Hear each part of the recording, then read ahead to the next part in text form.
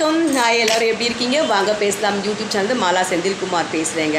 கடவுள் அப்படிங்கிறவர் நம்ம செய்யக்கூடிய எல்லா செயல்லையும் இருக்காரே தவிர நம்ம விளக்கேற்றுறதில்ல இவ்வளவு பூ, தேங்காய், வாழைப்பழம், வெத்தலைப்பாக்கு, பட்டுப்புடவை, நகை, நட்டு, வேலு, அம்பு எல்லா செலவுகளும் நீங்கள் பார்த்துட்டே வாங்க. இறைவனுக்கு பணத்தால் நீங்கள் செலவுகள் செய்கிறதுல எந்த பிரயோஜனமும் கிடையாது. இதை நான் ஏன் சொல்கிறேன் அப்படின்னா, இப்போது ஆன்மீகம் ரொம்ப அதிகமான வியாபாரம் ஆயிடுச்சு.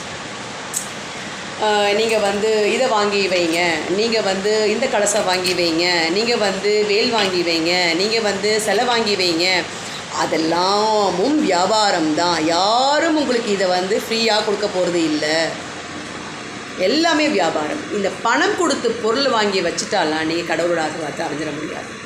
இறைவனுடைய ஆசீர்வாதத்தை பணிவுலையும் அன்புலையும் உழைப்புலையும் தான் அடைய முடியும். ஸோ இந்த மாதிரி ஆன்மீகத்தை வியாபாரமாக்குற விஷயங்கள் இப்போ நிறைய வந்துருச்சு. இந்த மூட்டை வாங்கி வைங்க, இது குலதெய்வ மூட்டை வாங்கி வைங்க, வாங்கி நீங்களே அது அவங்ககிட்ட போனீங்கன்னா நாங்கள் அவ்வளோ ஆயிரமாக காசு. இதெல்லாம் என்னென்னா இவ்வளோதான் செலவு பண்ணாதான் இறைவனோட ஆசீர்வாதம் உங்களுக்கு கிடைக்குமாங்கிறது நீங்கள் யோசனை பண்ணி பார்க்கணும். இறைவன் கருணைய வடிவானவர். அவருக்கு காசு பணம் முக்கியம் கிடையாது. காசுக்கும் கடவுளுக்கும் எந்த சம்மந்தமும் கிடையாது. காசு அப்படிங்கிற கான்செப்டே இறைவனுக்கு தெரியாது. இறைவனை பொறுத்த வரைக்கும் அன்பு அன்பு அன்பு. நீங்கள் அன்பாக இருங்க. உங்களால் முடிஞ்சால் 4 பேருக்கு உதவி செய்யுங்க. உங்களுடைய முடிஞ்ச அளவுக்கு நீங்கள் உதவி செய்யுங்க. ஒரு 2 பேருக்கு சாப்பாடு வாங்கி தரன்னு வேண்டிக்கோங்க. ஒருத்தருக்கு சாதம் வாங்கி தரன்னு வேண்டிக்கோங்க.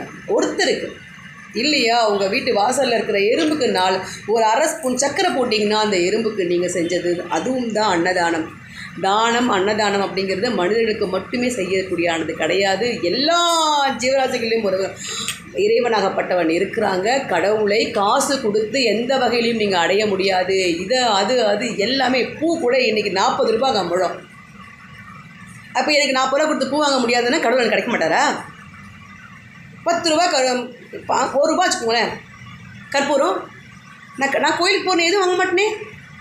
ஏன்னா எதுவுமே சம்பாத்தியம் கிடையாது. என்னுடைய கணவனுடைய சம்பாத்தியம். கணவன் எந்தான்னு கேட்டால் கணவனுடைய அன்பு பாசமெல்லாம் எனக்கு சம்மந்தம் தான். ஆனால் கடவுளுடைய அவ்வளோ கஷ்டப்பட்டு சம்பாதிக்கிறார். அதை கொண்டு போய் நான் விளக்கேற்றி வச்சுட்டு புண்ணியத்தை நான் வாங்கிக்க முடியுமா?